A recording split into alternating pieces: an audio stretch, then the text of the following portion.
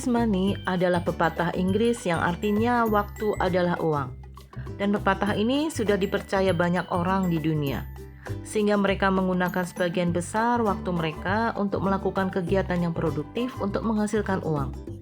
Di tengah kesibukan dalam menjalankan aktivitas atau pekerjaan, seolah waktu terbuang tanpa makna karena jauh dari Tuhan Yesus, Sang Sumber Berkat. Lalu, bukankah Tuhan Yesus sendiri yang memerintahkan umat-Nya untuk bekerja?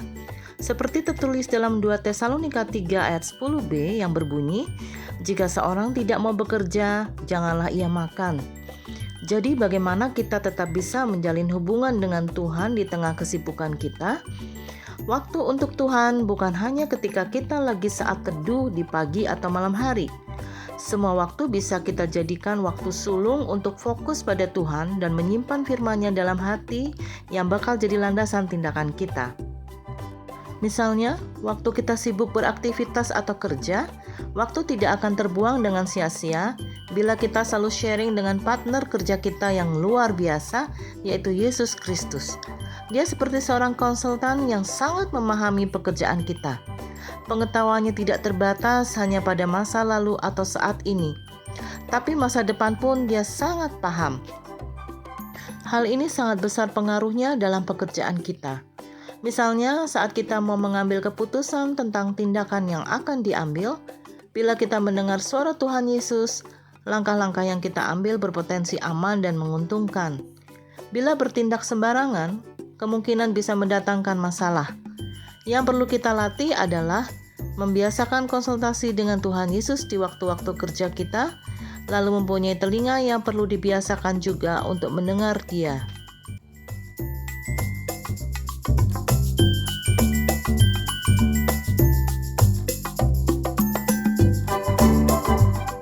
Ini adalah gambaran usaha kita untuk meningkatkan hubungan yang makin intim dengan Tuhan Yesus, Sang Maha Tahu.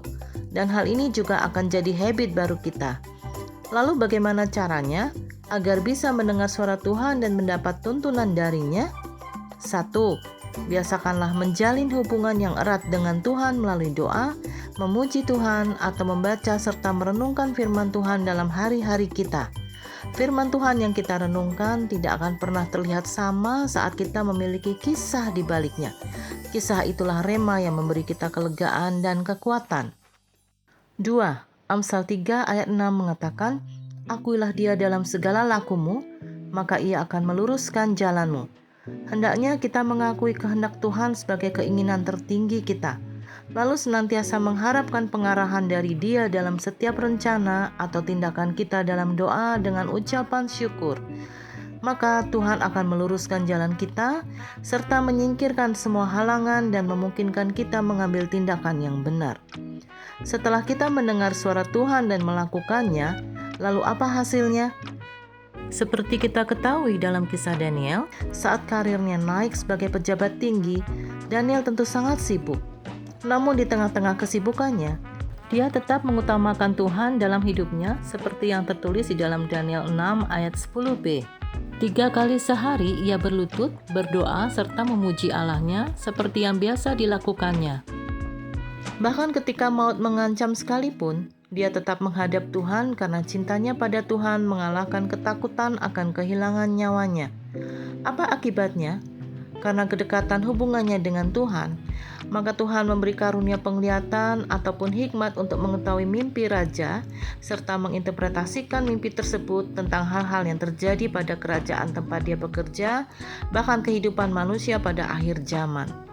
Hikmat yang didapat Daniel dalam menginterpretasikan mimpi ini membuat Raja Nebukadnezar jadi kenal dan kagum pada Tuhan Allah yang disembah Daniel.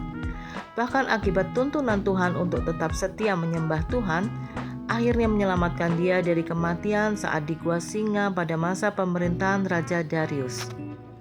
Dan akhirnya Raja Darius langsung mengumumkan ke seluruh penjuru wilayah kekuasaannya supaya orang-orang takut dan gentar kepada Allah Daniel. Daniel 6 ayat 26. Amazing.